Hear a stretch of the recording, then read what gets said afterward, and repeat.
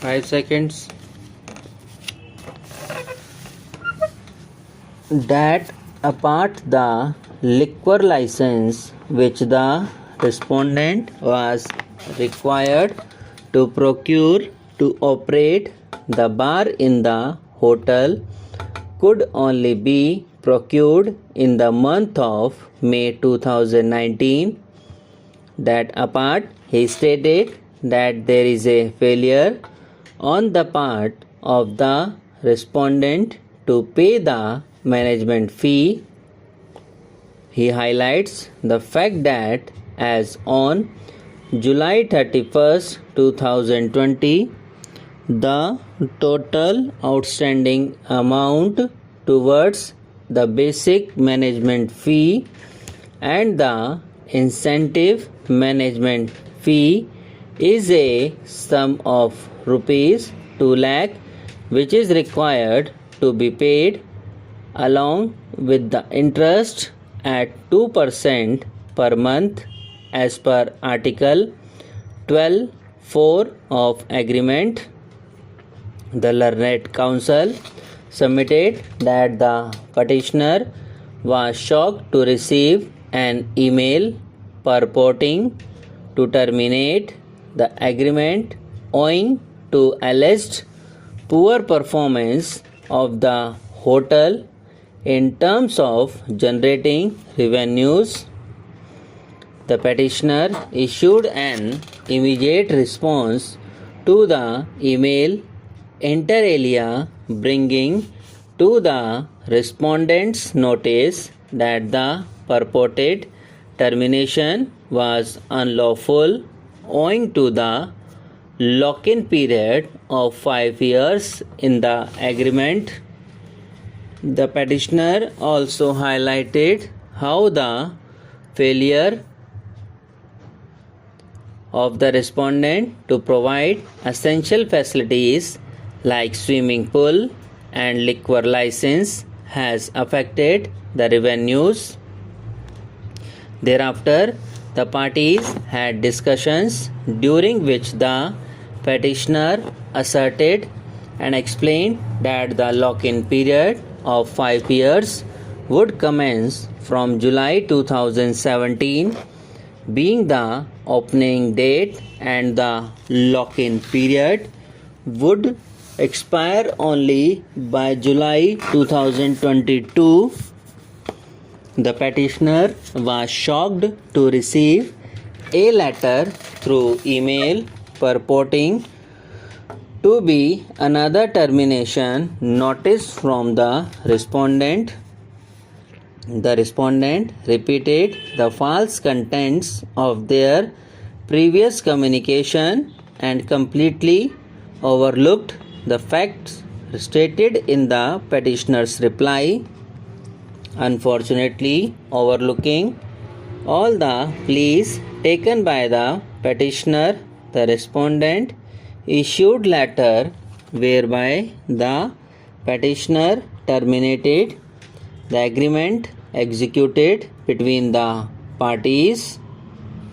During his submissions, the learned counsel has drawn my attention to various provisions of the agreement to contend that Article 24 of the agreement prescribes the term of agreement to be initially 15 years starting from the opening date, renewable for another 10 years, with the first 5 years of the said term to be the mandatory lock-in period of 5 years, which would thus be commensurate with the starting of term of 15 years. Admittedly, the opening date being July 2017, the mandatory 5 years lock-in period would start from July 2017 being the commencement. He has also drawn my attention to the definitions which are depicted in Schedule 1 to the agreement to contend that the effective date has not been defined in the definitions. The words effective date mentioned in Article 24(3) have to necessarily be read with the earlier part of the same article, that is, first 5 years of the terms of contract. Hence, the effective date has to be read as the opening date, since the term starts only from the opening date. Otherwise, reading effective date in a manner urged by the respondent would render the first part of the clause, that it is first 5 years of the terms of contract, as notice redundant. According to the Learned Counsel, even fiscal year is a defined term for Schedule 1, Clause 8 and commences from the opening date. Also, the expression term is defined in Schedule 1, Clause 17 as set out in Article 24.